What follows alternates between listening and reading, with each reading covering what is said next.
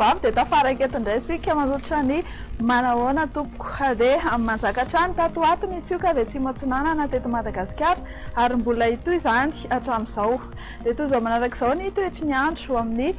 rapitso ny tontolo andro aloha dia hitsoka mafimafy ny rivotra ny any amin'ny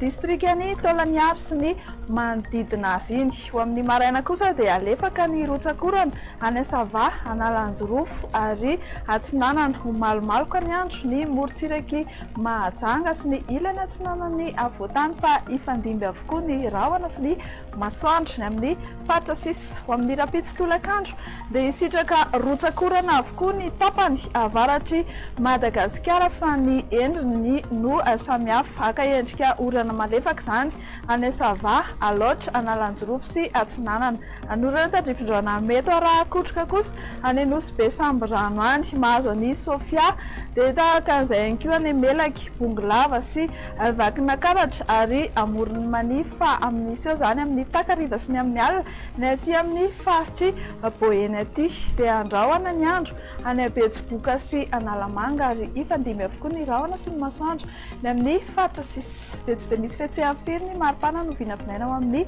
rapitso maraina ety amin'ny avoatany izao raha jerentsika akaiky dia 13 na 15 na 14 degré celsius no voatombatomba ny Meteo Madagascar. Ny any amin'ny morotsiraka kosa manodidina ny 20 hatramin'ny 24 degré celsius. Amin'ny rapitso tolakandro dia somary hafapana ihany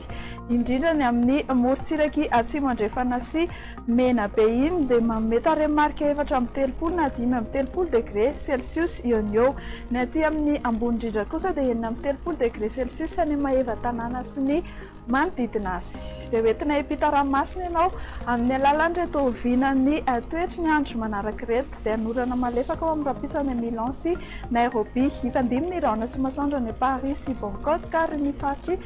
Johannesburg dia ifandimby ihany koa ny rahona sy masoandro raha amin'ny rapitso fa mety arana orana malefaka izany any amin'ny faritry Comores, Seychelles sy La Réunion. Anorana andrifindroana kosa ny faritry Maurice dia izay indray no masaka azy natolotra ho antsika ao amin'ny